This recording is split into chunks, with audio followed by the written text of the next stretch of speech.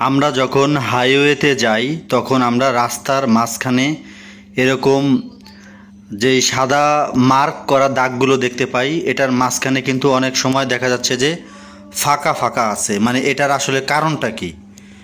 আমি ঠিক এই মুহূর্তে আমি মাওয়া হাইওয়ে এক্সপ্রেসওয়ে এখানে আছি।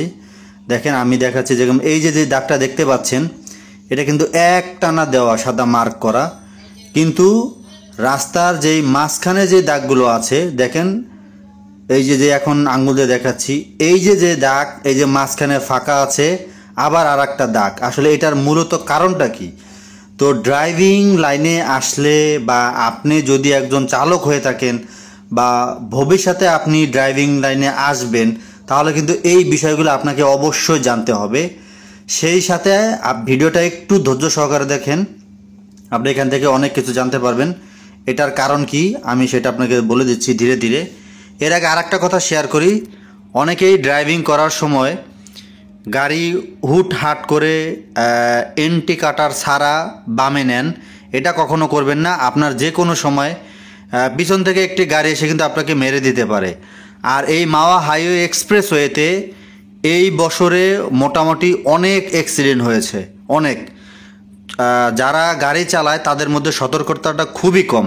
সিএনজি রিক্সা, ব্যাটারি চালিত রিক্সা, এগুলোর অটো টেম্পু, এগুলো কিন্তু না দেখে ঘুরিয়ে দেয়, যে কারণে কিন্তু অ্যাক্সিডেন্ট হয়। তো আমি এক মাওয়া জাজিরা প্রান্তের এখানে একটা জায়গায় আমি আছি। তো এই ফাঁকা ফাঁকা জায়গা, এই মাঝখানে যেই ফাঁকা ফাঁকা দেখতে পাচ্ছেন, এটার মানে হচ্ছে আপনি এখান দিয়ে ওভারটেক করতে পারবেন, কোনো রকমের সমস্যা নেই। দেখেন আপনি একটার পর একটা ফাঁকা আছে, এই ফাঁকা থাকার মানে হচ্ছে এখানে আপনি নিঃসন্দেহে ওভারটেক করতে পারবেন গাড়ি, এতে কোনো বাধা নেই। আর কোন জায়গাটায় আপনি ওভারটেক করতে পারবেন না সেটা আমি একটু পরে আমি দেখিয়ে দিচ্ছি। এই ভিডিওর মধ্যে আপনারা দেখতে পারবেন যে আসলে কোন জায়গায় ওভারটেক করা যাবে না। ব্যাটারি চালিত রিক্সা, সিএনজি রিক্সা আর ওই নসিমন করিমন যে গাড়িগুলো আছে, ম্যাক্সিমাম গাড়িগুলো হাইওয়েতে সাইড দিয়ে যা চলাচল করে, এরা না দেখে গাড়িটা ঘুরিয়ে দেয়। তো সেই ক্ষেত্রে দেখা যাচ্ছে যে একটি বাস গাড়ি ব্রেক কন্ট্রোল করতে পারে না, যে যাত্রী সহ কিন্তু লাগিয়ে দেয়।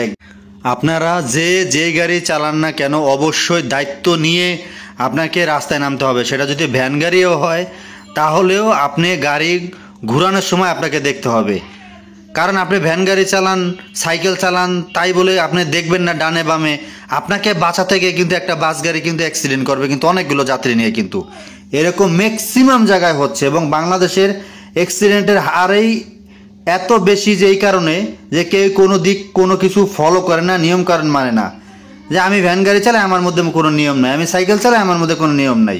তা যাই হোক, আমরা অন্য একটি জায়গায় চলে আসছি হাইওয়ে এক্সপ্রেসওয়ে থেকে। দেখেন এখানে কিন্তু এই যে ফাঁকা ফাঁকা দেওয়া আছে, এটা একটা প্রমাণ দেওয়ার জন্য। এখানে আপনি এই জায়গাটা পর্যন্ত ওভারটেক করতে পারবেন, যেমন আমি আঙ্গুল দিয়ে দেখাচ্ছি। কিন্তু একটু বামে যদি আমরা একটু দেখি, দেখেন এখানে সামনে যে একটু সামনে দেখেন একটানা আবার সাদা কিছু দাগ দেওয়া আছে। এই দেখেন আমি একটু হেঁটে দেখাচ্ছি আপনাদেরকে। এই জায়গাটা দেখেন, এখানে কিন্তু ফাঁকা ফাঁকা দেওয়া নেই, এটা একটানা দেওয়া। মানে এটার মানে হচ্ছে এই জায়গাটায় আপনি ওভারটেক করতে পারবেন না, কারণ এখানে সামনে একটা একটু বাঁকা হয়ে গেছে রাস্তাটা, যে কারণে এখানে ওভারটেক করা নিষেধ। লাস্ট কথা হচ্ছে এটাই যে এই সাদা দাগ যেখানে আপনি ফাঁকা ফাঁকা দেখবেন সেখানে আপনি ওভারটেক করতে পারবেন। আর যেখানে আপনি এরকম সিঙ্গেল একটানা সাদা দাগ দেখবেন সেইখানে আপনি কোনোভাবে আপনি ওভারটেক করবেন না। এবং অনেক জায়গায় আছে মোড়ের মধ্যে যে এরকম সাদা দাগ একটানা দেয়া থাকে এবং কি ডাবল, সেইখানে তো কোনোভাবে ওভারটেক করা যাবে না, এটা একেবারে 100%।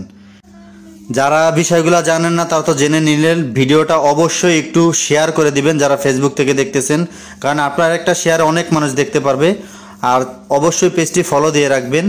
আর এই মুহূর্তে যারা ইউটিউব থেকে দেখতেছেন চ্যানেলটি সাবস্ক্রাইব করে নেবেন। আর যারা ড্রাইভিং শিখতে চান উপরে নাম্বারে যোগাযোগ করবেন। দেখা হবে নতুন কোনো ভিডিওতে।